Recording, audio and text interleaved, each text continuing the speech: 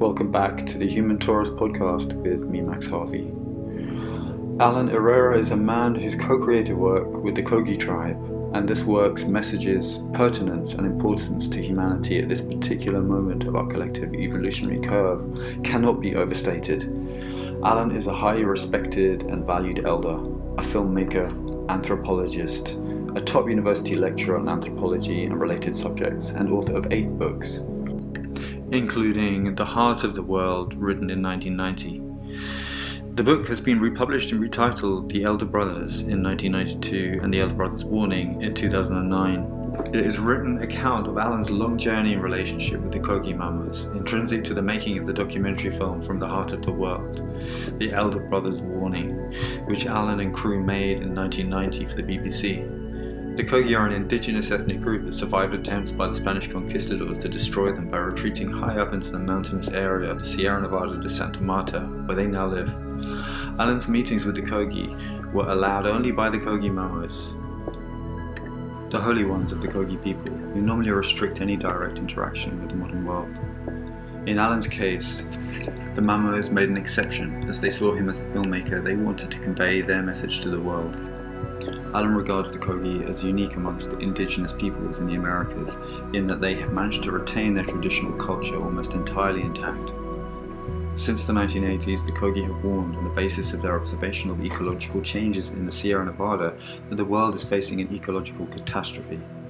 The Kogi elders asked EREIRA to make his films about them to warn the rest of the world that we need to radically change our way of living and the exploitative Western attitude to the natural world if we are to avert this catastrophe. ALUNA, made in 2012, is the sequel documentary to The Heart of the World, The Elder Brothers Warning, and was made by an indigenous film crew and the Kogi Mamos in collaboration with Alan.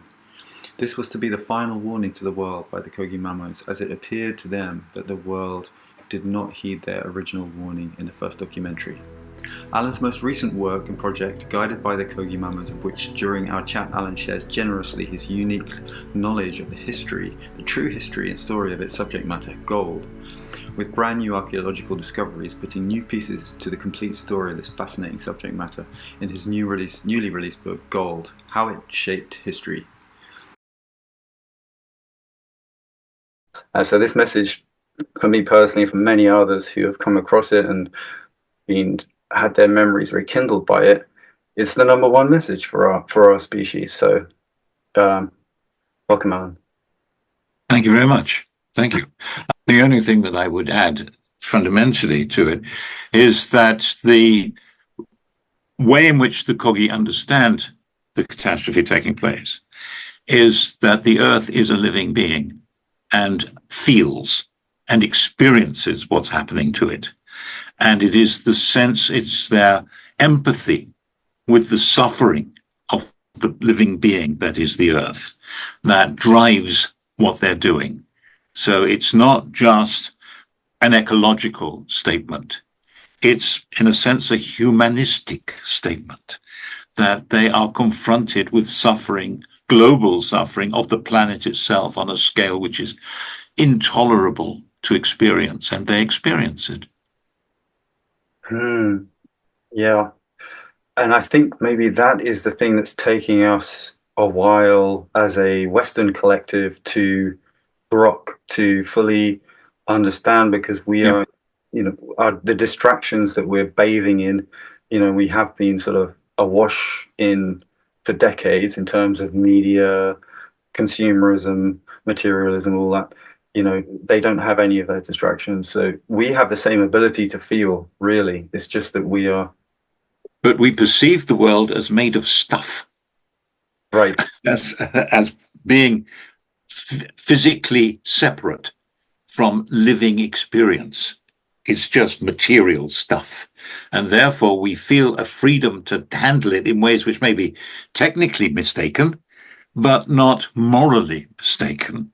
So if we damage the world by digging stuff out and burning it and consuming it and so on, that may be a technical mistake, but we don't perceive it as morally catastrophic. Whereas for the Kogi, because the earth is a living being, this is a moral outrage as well as everything else, and its suffering is real. And we don't feel that. We don't experience that. We're not trained to do so. And to some extent, of course, this explains why the Kogi did what they did, because they thought we didn't know that we're destroying the earth. So in the first instance, when they worked with me, they thought they would make this statement to us and we would go, oh, goodness, now we have to do something. But because what they didn't really get is that we don't experience this. So we didn't, our reaction, of course, was, oh, yeah, well, we knew that. So what? We didn't respond. And that was why, in the end, they decided they had to have another go and try and do it differently. And that's why they made the second film. And I'm not sure that it overcomes this fundamental problem of our failure to experience what's going on around us. One large part of that is the extent to which we shut down our senses so that we don't actually experience the world that we're in. And this is quite a deliberate process that we go through of not feeling what the plants, the trees, the animals, as well as the other physical objects in the world experience. And we have a language which teaches us that the world is made of things, and these things are separate from one another, and they have boundaries, so we can take a thing out of its context without damaging or affecting the context. Kogi language doesn't allow for that. The language itself sees what is in the world as having extension into the world that it's in. And in fact, my own view is that the Kogi concept of what we consider things is that they are fields which interpenetrate the world around them. So their concept of taking the obvious things, a river, a mountain, so on, those are not things with defined limits that can be separated from the rest of the world. They are fields that extend into the world beyond what we see as their limits, and which affect a much greater and affect a much greater area than we suppose. But that also applies to everything else. Even a rock is actually, in their terms, better thought of as something which exerts a field that has extension beyond what we perceive as its physical boundaries. And that means that their whole sense of what the world is driven in a different way from ours. And in fact, I hate to do this comparison with modern science, but if you think in the way in which science now would describe the world that we live in, describing it in terms of fields interacting with each other is much closer to what physicists and cosmologists would see as a realistic portrayal of what's going on than our own pattern of separated objects that are defined, limited, and removable. So actually, the Kogi perception of the world is, I think, arguably more scientifically valid than our own. Yes. One other thing I would add to that is you've been using the word Western. People do use that word a lot. I think it's a very peculiar word. I mean, I live in London, and I don't think that I am more Western than somebody that lives in Colombia, which is quite a long way to the west of here. Yeah. And the use of the word Western has a peculiar inbuilt set of meanings. Because two things. Firstly, it sees the world originally in terms of European versus Oriental African, which is a pre-Columban perspective on the world. Mm-hmm. And that gets translated into a much later perspective of the world in which the center of the world is moved actually from the Middle East, as it was in medieval times, to the United States. The United States is the great world center, and everything else is the West. Yes. And of course, it's ridiculous. and it's unhelpful. But I suppose as a shorthand, if it helps people understand what we're talking about, it's one has to carry on using it. Well, I think maybe there's always an opportunity when you truly understand something to coin a new phrase. You know, Yeah.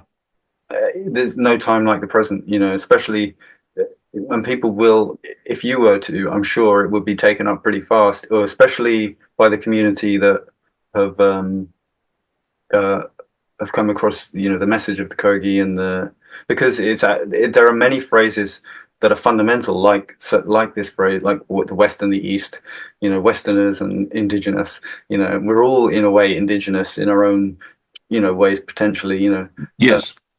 um, it's just a kind of watering down in a way, or a dispersion of a sort of dilution energetically that we have in many other countries where we have accepted more modern ways, which are, of course, as you say, from the Kogi perspective, they are aligned.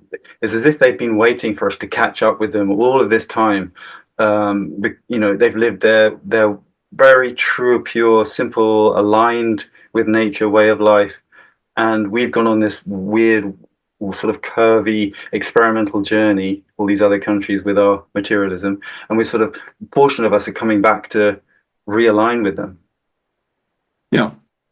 In fact, the clear difference now between our society and traditional societies is our society is now constructed entirely around the use of screens, Mm. um, whether it's computer screens or telephone screens.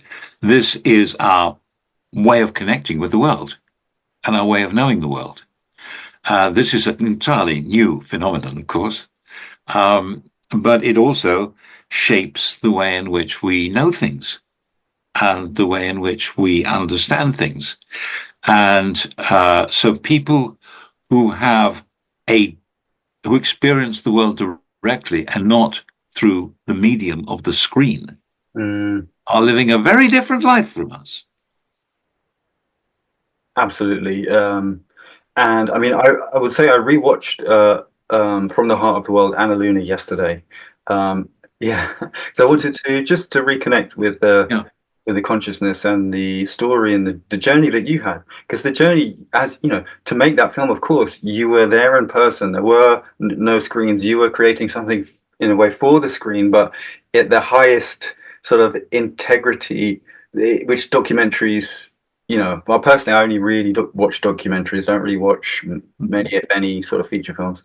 But so so the journey that you went on, did has it your connection with the tribe, have their consciousness, did it take a while for their consciousness to be integrated into your own, from considering the perception, the general perception you have as oh, I don't want to use the word Westerner now, but you know. yeah, I understand what you mean. Yeah, I, it's been a very, very long journey for me. So the way in which I was talking a few minutes ago about perceiving a world of fields rather than a world of objects, that is something that I've come to very gradually. It's been a long, slow process, um, and which began with the realization that the Kogi don't have nouns in the way that we do, and what that meant. And it took me a long time to understand what that really meant. At first, I was seeing that entirely in terms of the fact that their language constructs a world of essences, like Plato's essences, rather than material objects. And so the same word will provide the meaning for a bag, a womb, a cooking pot, a container.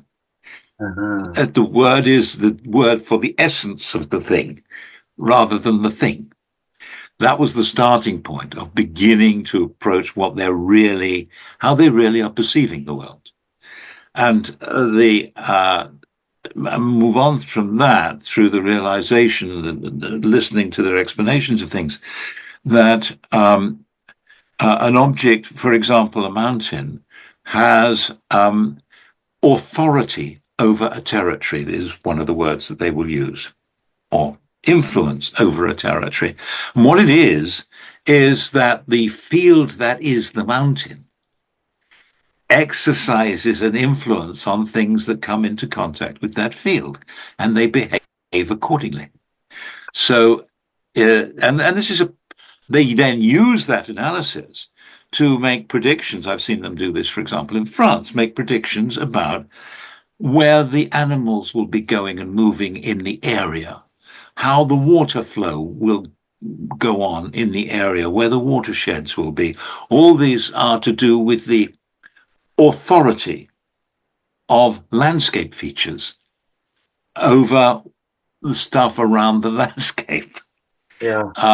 And it's a very insightful way of reading the world, which is done on a different basis from us, because we tend to break everything down and then try to measure the difference between one thing happening and another thing happening. Whereas they see it right from the start as a gestalt, a totality, in which you have to understand and recognize and, in a sense, feel the way in which interactions are going to be shaped by what is there. And what is there is rather large and complicated, like a river or a mountain and so on. And also by smaller things, all of which exercise this kind of extended authority. It's quite funny because we do have some of these concepts in our own language and in our own scientific history. And one of the most interesting connections I would suggest is of the theory of gravity. You know, the story of the apple falling from the tree. The earth has an influence that pulls the apple, but the apple also has an influence that pulls the earth. Anything material exerts gravity. Small things and big things, heavy things and light things, all have a gravitational field. And looking at the way in which Newton presented the notion of gravity is actually the same notion of the exertion of a field by anything that is in the world. Yeah, it's deep, but it's also it's simple, but it is simple. Yes, yeah. it's just a shift of perspective, isn't it? Exactly, which is happening in physics at the moment. You know, there is, yeah, and it's been the prophecy coming together of spirituality and science. You know, the Hopi prophecy. It's part of the Hopi prophecy, which is and the Rainbow Tribe, which is another way of saying the Westerners. You know, or the certain portion. But yeah, and what the Kogi call the multicolored people. That's us. Yes. Yes. Yeah, exactly. And from a spiritual. So what I was just going to mention there was, I mean, it makes me think of Nassim Haramein, who's a unified physicist. The reason I think of him is the last time I heard him discussing physics, he was talking about everything, gravity, and everything having a field, and all things, no matter what the size, as size is relative in the universe, in being in relationship with each other, and their fields are in constant relationship, including us humans. Yeah, that's exactly what I'm saying. Yes, yeah. That's right. Yes, and that's the way in which the Kogi perceive the world, and it's a very helpful way to perceive it, of course. Oh, I mean, I think it's you can't. It's tricky these days to say that is the truth, or you know that these are facts, but they are the closest, and I feel they are the closest to understanding the reality that we're all experiencing. Yeah, in its simplicity, but also, if one chose as a physicist, one could go into deep complexity about it. But you have to start with the correct model, and I think the Kogi have the correct model. Well, the Kogi have a useful way of doing it. And of course, this is all connected to the way in which the Mamas are educated in the dark, the traditional education. What we have a problem with is that our construction of the world, the way we experience the world through our consciousness, is an hallucination. What we experience ain't there. there's no such thing actually as colors. There's no such thing as noises. There's no such thing as smells. These are all constructions that take place in our own consciousness, ways in which we present to ourselves and inhabit an interpretation of our interaction with what's actually out there. And that's which is commonplace in all the mystical traditions and seems to be completely mystifying to people who are not experienced in the mystical traditions, is not meant to be mystifying at all. It's a statement of pretty damn obvious. Of course, there's no such things as colors. This is an interpretation of wavelengths of light. And we know that perfectly well, but we still find it difficult to recognize that this very we're in is something that we create out of the interactions we have with the world around us. And that we have to, if we want to get any further into it, we have to be able to distinguish between what philosophers have called for the last couple of hundred years the thing in itself and the thing for us, the thing for me. The thing in itself, the unknowable, because you can't create a picture of the thing in itself without creating this hallucinatory image of a physical world around you. So there's a separation between the thing in itself and your experience of the world. The way in which the Kogi bring up the mamas in the dark doesn't allow them to form that hallucination. So, do you see what I mean? Yeah. The world is not illuminated. This, and therefore, what they see as the process of creation of the world was light, illumination. That makes complete sense in the terms that I'm talking of. It's also complete sense in the biblical sense. You know, that's how the Bible also presents reality, as having been the physical world that we experience is created in the moment of let there be light. Yeah. So there's still a world before there's light, but it's not the one we experience. It's not the one we create. It's what's there before we've started bumping into it, building it in our own consciousnesses. And that's the way in which the Kogi understand it. And the reason that they need to do that is because what they want to do, what they think they have to do, is communicate with what's there behind the hallucination. Actually make contact. Actually listen to it. Actually experience it. And accept instruction from it. That's what the mamas do. And that's why the word mama, which signifies a man who has been through this process of education in the dark and experience and understanding and making contact with what is behind the appearance of reality, that word is connected to the sun, is connected to illumination.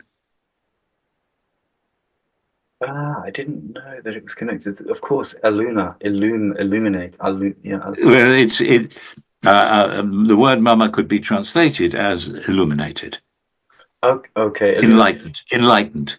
Yeah.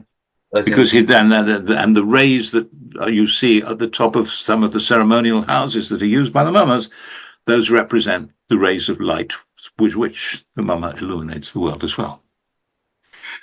So they're using all that imagery. Yes, and that is one of the reasons why they emphasize this importance of gold, and wanted me to write about it. And I had no idea what the hell they were talking about. But gold is, of course, perceived and was perceived by all early peoples as being closely connected to the sun. In two ways. Firstly, because it is the color of sunlight, of the sun itself. And secondly, because like it is something which doesn't behave as though it belongs in the earth. Because it does not decay, it doesn't react with anything, it's incorruptible, it stands outside time. If you take a piece of gold and put it in the ground for 5,000 years, as happens, and then dig it up again, you are left, whatever it was in will have decayed and rotted away, but the gold itself will still look exactly the same as it did when you put it in the ground. It will still be shining. Nothing will have happened to it. So it behaves as though it is not part of the mortal world. It has a transcendental quality to it, which clearly conveys that it's partly in, because it's physically there and you can handle it, but partly also not in this world of decay and corruption and so on, belongs in the celestial sphere somehow. And the Kogi insist very fiercely that the presence of the gold in the earth is a guarantee of vitality and fertility. And sometimes it's talked of as the menstrual blood of the mother. It's because menstrual blood is an indication of fertility and fecundity. And so they say, well, keep taking the gold out of the earth, you destroy the earth itself. And I used to think, I don't know what they're talking about, and I can't see why it would make any difference if there was no gold in the world at all. But they kept insisting that I needed to help us understand that it does make a difference. And that was why I spent 10 years in the end researching that book. Wow. Called Gold, How It Shaped History.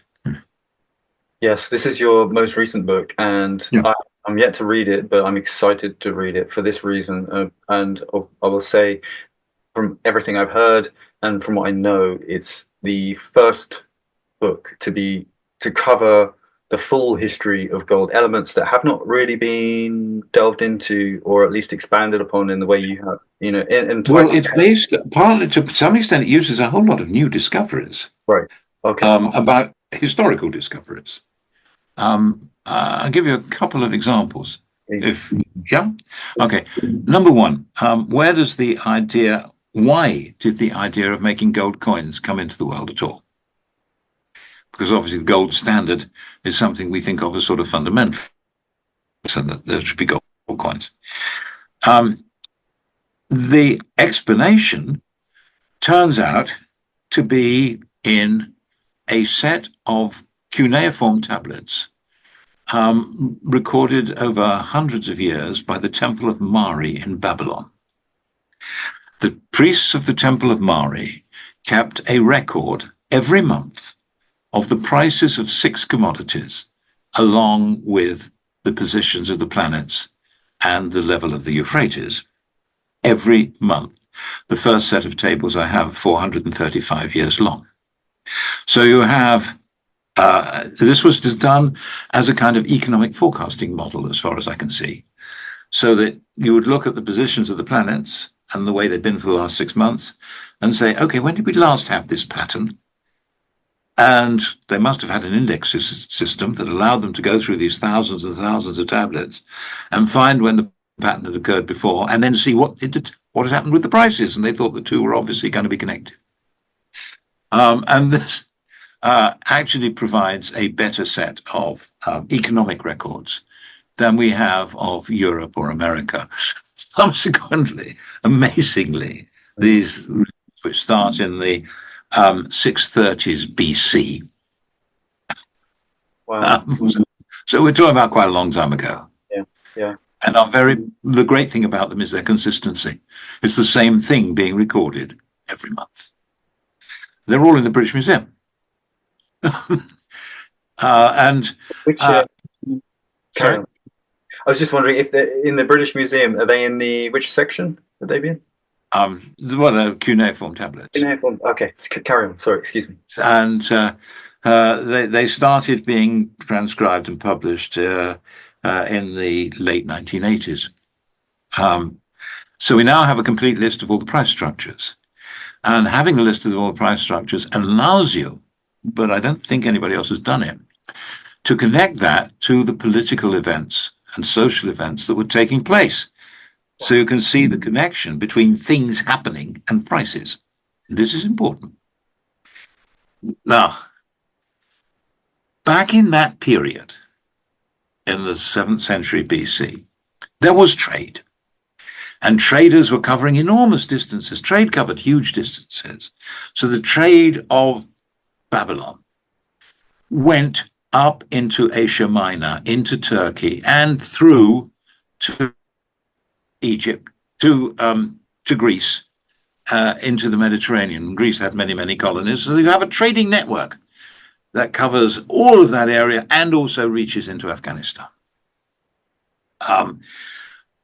Enormous trading network. In order to carry out trade over such distances, traders needed to have something to represent value that they could use to do deals with. What they carried in the days I'm talking about were initially bars of metal called electrum. Electrum is the metal that is found naturally occurring in rivers. It's a mixture of silver and gold. It's rather striking. The word electrum is a Greek word, which is also used for amber because that's the color it is. And bars of electrum were used as currency.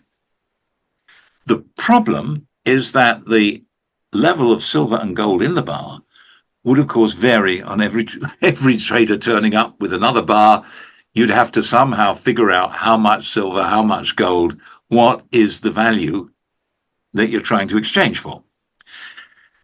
In Asia Minor, in Anatolia, there was a kingdom, the Kingdom of Lydia. Kingdom of Lydia had a big commercial hub, city called Sardis. This was the great crossroads of all these trades. A caravanserai city. Traders who brought their electrum to Sardis were offered, in the 7th century, a deal by the king of Sardis, which he was very insistent about, that they bring their electrum to him, and then instead of he would have it tested.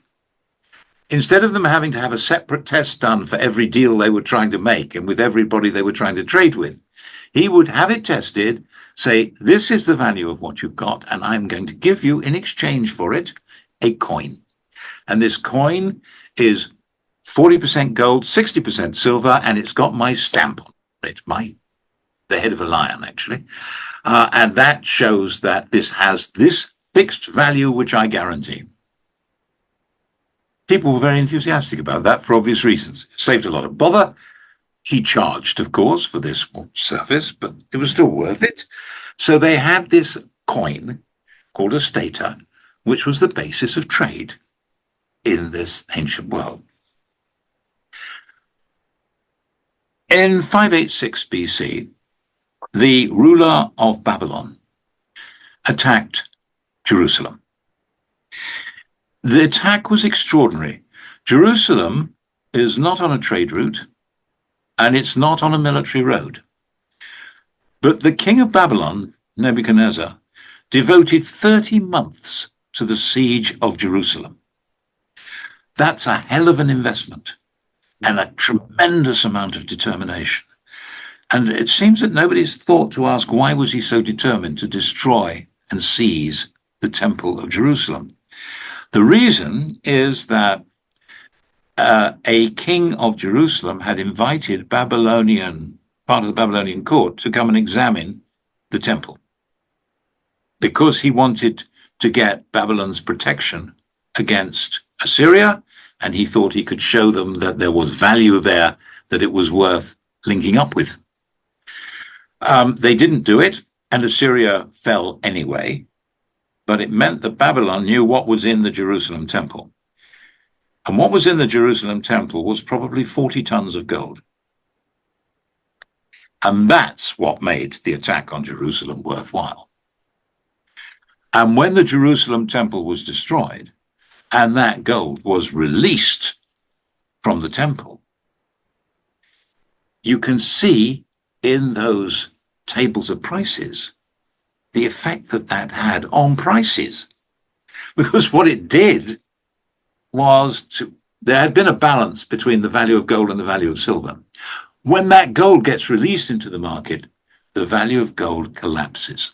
Mm. And when the value of gold collapses, it shifts prices. Not only does it shift prices in a substantial way, so you can see in the tables that the prices of commodities, the value of gold halves, prices of commodities double in gold terms. But what really matters, as far as people who've got the status is concerned, those coins, is that the value of the coin has now become less than the value of the metal in it. So they start disassembling the coins. And in fact, a friend of mine who's an archaeologist for the British Museum actually excavated in Sardis. He didn't quite realize what it was until they got well on with the excavation, a plant where they were disassembling the coins. Wow. And extracting the gold and the silver separately. And this would have been the same date range of around. It's the same date, exactly the same. Yeah, same time. It's around 2000. Well, sorry, 500. Well, no, we're talking about the 580s. 580s. 580s and 570s BC. Where was the location, by the way? Do you know? Of Sardis? No, the extraction was happening. It's in the city of Sardis. It's in the suburb of Sardis. Okay, which is. Well, it's about 100 miles inland of Izmir, right. on Izmir on the South Turkish coast, up from there. Oh. So it's in from the south coast, in from the west coast, is this kingdom sort of in the middle of the eastern section of Anatolia. And has this recently been discovered, this place, or this? Yes. Oh, that's incredible synchronicity with your work, with the book. Well, I'm pulling on people who've been doing all the work, and here it is. Wow. And yet you won't find a book that's got this in, you see. Yeah. Now, the solution, what happens, of course, with the destruction of the currency, is trade gets messed up, as you can imagine. And this has got to be solved. It's going to create a real serious breakdown in trade. So the king who was doing all those exchanges dies, and he is replaced by his son, who is a man you've probably heard of called Croesus. Vaguely. As rich as Croesus is a phrase people use to be as rich as you can possibly imagine.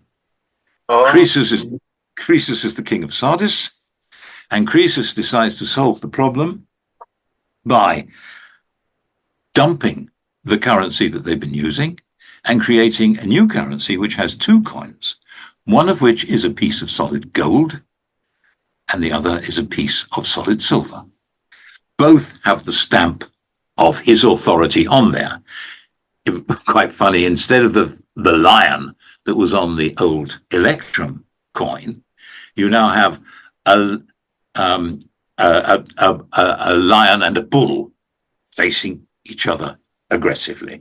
But anyway, that's the coin. And you can see in the price tables, and once that coin appears, the prices stop doing that. The value stops doing that and levels out. He's stabilized currency. He's got it all going. And you now have a solid gold coin. This is the birth of the gold standard. Nobody's going to disassemble it because it is what it is. It's not a mixture of two different metals. And this is where the whole business of gold money begins. And that is the start of our history and the beginning of the story that the Kogi didn't even know they wanted me to tell, but it's the story of how the use of gold as money actually totally transformed the world and had a very, very big effect on what was going to happen generation after generation after generation without anybody actually intending it. So that's one example of a new story. That's an incredible. I'll give you another if you want another. First of all, that was an incredible story. I mean, that should be, I don't know if that is taught in schools and colleges, and Well, no, nobody knows it. God, this is That's the point of the book. Right. Thank you for writing it. God, I'm going to read it as soon as possible. I'll give you another example, because the next question that one ought to ask on a rational basis is, okay, but why is gold coinage important? Does gold coinage actually change anything? Does the use of gold actually have an impact? And the answer to that, I'm going to give you an example from the 18th century. So quite a long time later. Question that one asks about the 18th century is, this is the period when Britain becomes the major world power, becomes the richest country in the world. And yet, up to that point, it's not been a particularly important country. It doesn't have any particular military power. It's not involved in the great adventures very much of that have been happening in the world in the Middle Ages and the Age of Discoveries. It doesn't take part in the Crusades or discover America or do any of the big stuff. And yet, in the 18th century, without conquering anywhere in the way that Spain, for example, had conquered America, or France and a few other areas had conquered the Middle East earlier, somehow Britain becomes the wealthiest country in the world and has an industrial revolution. What's gone on? And there are a lot of different kinds of explanations, none of which involve looking at the currency, looking at the gold. But the gold is actually, it turns out, fundamental. What's happened, and this has not been recorded until very recently, is that Britain has acquired a larger quantity of gold than any country had ever acquired in the history of the world in the 18th century. It acquired, that Spain got an awful lot of gold from the Americas in the 16th century. Britain got twice as much as that in the 18th century. But nobody talks about it. Nobody notices it. You won't find a book, we'll find it very hard to find a book that tells you anything about that. The reason is what happened went like this. Brazil was a colony of Portugal. And in Brazil, at the end of the 17th century, gold was discovered. Brazil needed protection from Spain. The British ambassador to Brazil did a deal with Brazil offering it protection using the British Royal Navy. And the treaty, which is called the Methuen Treaty, signed in 1703, has always been taken as being essentially that Brazil would, in return, be supplying cheap wine to Britain, because Britain was cut off from France because of wars with France. Well, that's clause number 2. Clause number 1 in the treaty is based on the fact that the ambassador also happened to be Britain's largest cloth merchant. And the deal was, in clause 1, that Britain would have the right to sell all the cloth that Portugal used in Portugal and its colonies. This meant that all that cloth was to be paid for with gold from Brazil. Not only that, but Britain, of course, was also shipping all the slaves, 2.5 million slaves, which was also a very profitable exercise. Nobody noticed this flow of money because it was illegal for Portugal to export gold that came from Brazil into the country. But part of the deal was that the Royal Navy ships could not be searched, and there was a packet boat going once a week from Lisbon to Falmouth, which could not be searched. And these boats were carrying all that gold. As I say, twice as much as Spain ever got from South America. Then this coinage was then circulating in England and in Britain, and in fact, the commonest coin in circulation was a 1/3 of an escudo. A Portuguese coin was the commonest gold coin in Britain, and most taxes were paid using Portuguese currency. Nobody paid any notice to this. The import of the gold was never registered because it wasn't taxable. So the only evidence that was going on is in the commercial contracts between the traders. And those have only been looked at very recently at the University of Manchester, which has suddenly come up with this explosive discovery of a vast quantity of gold coming into Britain. And this vast quantity of gold, of course, was used. It didn't drive inflation, as the gold going into Spain had done. Instead, it drove a tremendous increase in economic activity. So what happened was the birth of a new consumer economy, especially based on London, where it wasn't the aristocrats, to some extent it was the aristocrats, but mostly it's the middle classes who are living a new life of comfortable middle class expensiveness, bringing in a lot of sugar from the Caribbean, having sweetened drinks and sweetened pastries and all sorts of edible luxuries, as well as other luxuries. The standard of living begins to rocket. London becomes an enormously desirable place to be. And in order to increase the rate of profit from the textiles, you need to produce more textiles and you need to produce them faster. So you start making machines that will produce the textiles. That's a new story. That is a new story. God. And this is all came from this pattern of shipments from Lisbon. Yeah, from Brazil originally. Yeah. Brazil to Lisbon, and then to which was the dock in. Well, they came into London mostly. Into London, and that went on. Do you know how the time span that till the end of the century? Okay, so for about 100 years. About 100 years of regulation. Well, actually, it's over 85 years. Britain takes in more gold than Spain took in 150 after discovering America. Twice as much. Wow, it's smart. That was a smart move from. I mean, it was a.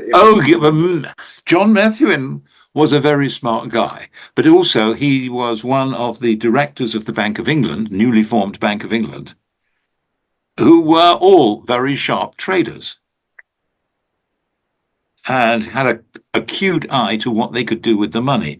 Whereas all that the King of Portugal was interested in doing was impressing his fellow monarchs and the Pope by the luxury of his lifestyle. So he did no good whatever for his country. But what happened in Britain was very different. Wow. You know, the ability to think in that way, because it's a way of thinking to financial sort of acuity and to see it not in terms of how can I show off with it, but how can I multiply it. Absolutely. That was the crucial thing. Wow. And that is, that could possibly tie back to different cultures and how you've mapped it out. I mean, that is it. That is so. But I'm just thinking, it's all down to how people think and how people. I wondered what the Kogi would say about that. About the first. Of course, the story I'm telling is not one the Kogi know. I mean, nobody knows. Oh wow! Oh God. This is all completely new. The Kogi's concern was that gold is inherently dangerous, that it does dangerous stuff, but how it does it was the business of coin. I mean, they're concerned about monetization. They regard monetization as a really serious problem, and they're right. But then there's two other things I would want to add on to that. The first is that right now what's going on, as you probably are aware, is that the price of gold is going through the roof. I haven't actually kept an eye on it recently, but okay, but it's become ludicrous. Wow, the rate at which the value of gold. I mean, when in the 1960s, gold was $35 an ounce. Gold is now $2,170 an ounce. That's quite a difference. Yeah. Wow. So there's one, Alan, there's one story in my mind that comes I don't know if this is spoken about. I'm guessing it will be referred to in some ancient traditions of, it's a story and it relates to the Babylonian times and pre-Babylonian as well, which would, it's, I think, who was it? The man who first deciphered the Sumerian texts, the cuneiform texts. Yeah. What was his name? I forget his name. Zachariah Sitchin. Right. And he is obviously, he's a controversial character because of his translations of these texts. But he mentioned in his translations that it's pretty out there story that an off-planet civilization arrived on this planet. I think I don't know the time scale. Obviously, it'd be in the millions of years, and their intention in settling here was to mine our Gaia, our Earth, for gold, and the intention was for fractalizing it, in a way nanoizing it into their atmosphere, because they were the furthest planet out the 12th planet out in this solar system. So on their elliptical orbit, they're particularly far away from the sun, and it gets very cool, too cool for a civilization. So their intention, I know this is completely wacky and out there. So yeah. So the only reason I'm mentioning that, I won't tell the whole story, is because it has been deciphered from Sumerian texts, and thing is, it's not going to be provable in any way. But it's a story, but it's a really wacky, far out there story. And what are your thoughts on that? I don't have any. Okay, fair enough. Yeah. No. I'm more concerned with what's going on right now. Why? I mean, gold is peculiar stuff. There's no question gold is peculiar stuff. Yeah. The first sign of the first civilization that used gold was found on the shores of Bulgaria, a place called Varna, in the 1970s. And they uncovered a cemetery. And in the cemetery, they found gold. And in one of the graves, they found a human skeleton with gold. And this dates from 4700 BC. And what this guy has is he's wearing a headdress, the remains of which are around his head, which consists of gold. He's holding in his right hand a scepter made of gold, and in his left a gold disc. So 4700 BC, you are looking at the coronation regalia of Charles III. Crown, scepter, orb. That's pretty deep. Huh? Yeah. This makes no sense. There's the civilization itself is destroyed, buried, forgotten about. There is no memory of it.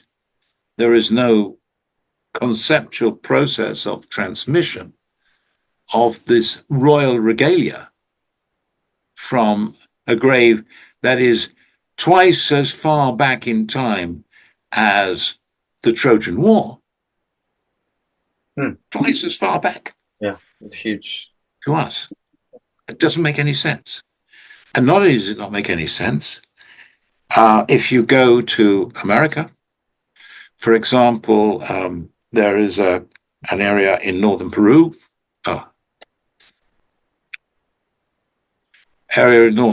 called Sipan, and there's a tomb there of the Lord of Sipan, who is buried with the pieces of gold that were on his headdress that are still lying around his head, his golden scepter, and his golden disc.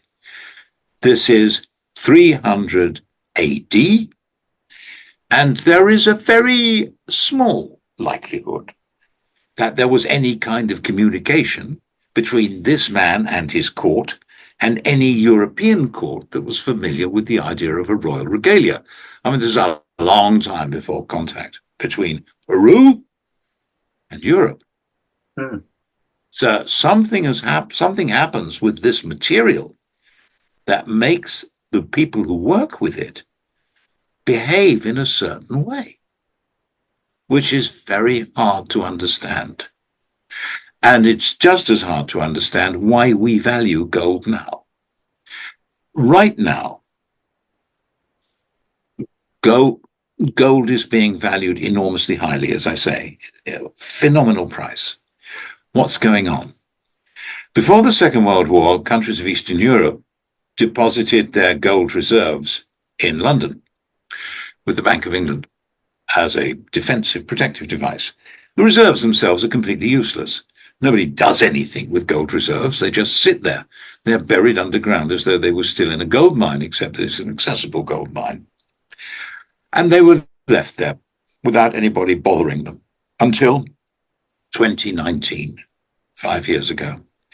5 years ago, a process started, which started with the Poles, who had 5 secret flights going from undisclosed locations in the UK to undisclosed airfields in Poland, each of which was carrying gold, solidly stacked with gold. 100 tons of gold came back to Poland suddenly, very quickly followed by the repatriations of gold to Hungary, Austria, Slovenia, Slovakia, sorry. Why? All these countries explained what they were doing in terms of making themselves more secure or safer. Somehow the possession of gold made them feel that they were in some way safer than if they left their gold in a foreign country. This is difficult to understand. It's just been followed up by an enormous repatriation of gold from the Bank of England by India last week. At the same time, Russia has been building up its gold reserves. It's done this in 3 tranches. The first tranche preceded the invasion of Crimea. It stopped, invaded Crimea. The second tranche began again and then stopped and invaded Ukraine. And in September, it started again, taking in 1.2 tons of gold every day throughout September. And if you were a nervous person, you might think that there was some connection between these events and that something weird is going on. I think it's fairly clear that the sense of security that people claim by filling their gold reserves on their own territory is connected to nationalism. Mm. Yes. And that what you are actually looking at is a psychological process which undermines the concept of the EU. The countries think they're going to have to survive independently of the EU. And we don't read about any of this. We don't hear about it. Unless you read very obscure journals, as I do. And one of the obscure journals I read yesterday was expressing some concern the fact that there are all these countries building up their gold reserves, but we can't tell where the gold is coming from. Half the gold that has been going into gold reserves appears to be undocumented. Oh gosh, that is fascinating. I mean, it's all fascinating because this is I do feel this would possibly ties back to our very origins as a species. I don't know how and why, but if it's that deep in us, as in for a sense of security as a nation monetarily, and not just monetarily, but it's sort of pointing to our deepest sense of sort of survival, being able to thrive and survive. Yes, Yeah. yes, yes, it does. And it doesn't go back to our start as a species, of course, because the first evidence of use of gold is only 6,700 years ago. Well, we're a lot older than that. Yeah. But in that period is when we start to use metal. Metal. Yeah.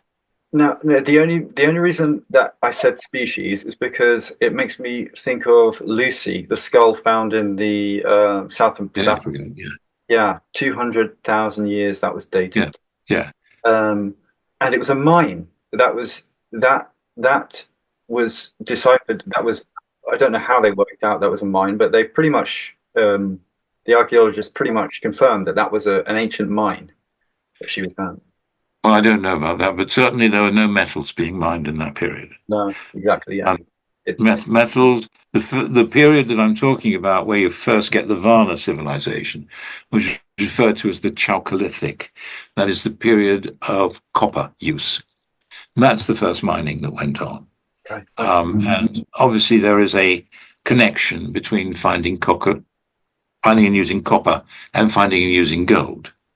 There's a number of interesting connections. One is that they tend to come from the same place as they did at Varna. Another is that they both require the use of a novel form of kiln that can get a high enough temperature to melt stuff, which has to be invented. And is probably originally invented in order to accelerate the production of salt for farming. So you have to feed salt to cattle. Yeah. And the third thing that makes it interesting is that neither copper nor gold are useful metals. There isn't anything much that you can do with copper or gold that isn't better done with other materials. So you can't make a copper or gold knife which is anywhere near as good as a flint blade. You can't make a copper. You've got obsidian as well, which is capable of giving you a good shave. I mean, the sharpest thing you can imagine is an obsidian. Right. Nice. Copper and gold. Copper's blunt. You're never going to be able to get a sharp edge on copper. And gold is soft. I know in the ancient world people talk about gold armor, but you might as well have your armor made of papier-mâché, honestly. It's only a display thing. And both copper and gold are used for display. They're used to show off. You can get wonderful shine on copper. You can do marvelous things with it. You can also make a mirror with it. And you can make and gold. Again, you can do things with gold that you can't do with anything else because you can beat it more thinly than any other substance. And when you finish doing it, if you don't like it, you can roll it up and turn it back into gold. Nothing's happened to it. It doesn't change in any way. It's the most extraordinary material. But this is all about cultural appreciation, nothing to do with utility, which is in itself quite interesting. It is fascinating, but I sort of skipped past what you had mentioned. You went into depth about the trading going on recently, and that these shipments into, or these recalls, if you like, of ownership. Yeah, repatriation. Repatriation. Oh, sorry, can you hold on one moment? Yeah, no problem. John, thanks for calling. Can you hear me, John? I'm on a Zoom call at the moment. Can I call you back in 15 minutes? I'll do that. Thank you. Okay, bye. Sorry. It's okay. But I was just curious about that. And you were mentioning that there is no traceability to the source of half that gold. Yeah. So do you think it's possible in alchemy? I'm getting again a little bit out there, but is alchemy? Do you think? No? This is all gold that already exists. This is not being. Yeah. It's not being created. No. Okay. No. This is illegal gold. Okay. What's happening is, well, for example, illegal gold extraction, illegal gold mining, is now a much bigger industry in Colombia than cocaine.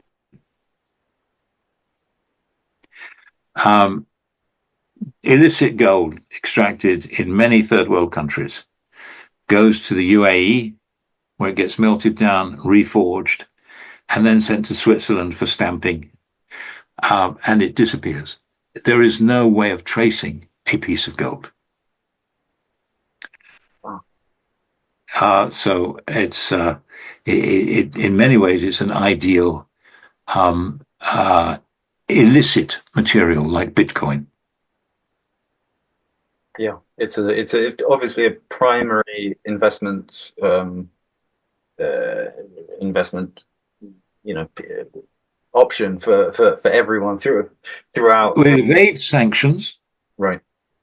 Once, and it disappears into the system because if you buy a piece of gold, you can't tell where the hell it's come from. It's impossible. This is yeah. Current. So it is, and for this reason, there are some countries which now want to make it illegal for their citizens to have gold. For example, Israel wants to make it illegal for Israeli citizens to own gold at all, because they're worried about the capacity of people who have gold to trade and subsist outside of the eye of the government. Wow, there's so many reasons why this is a profound subject for our species. Yeah. I mean, there's so many reasons. It touches on pretty much every area, every main area, economics, obviously, everything. That's why the book's got so many pages in it.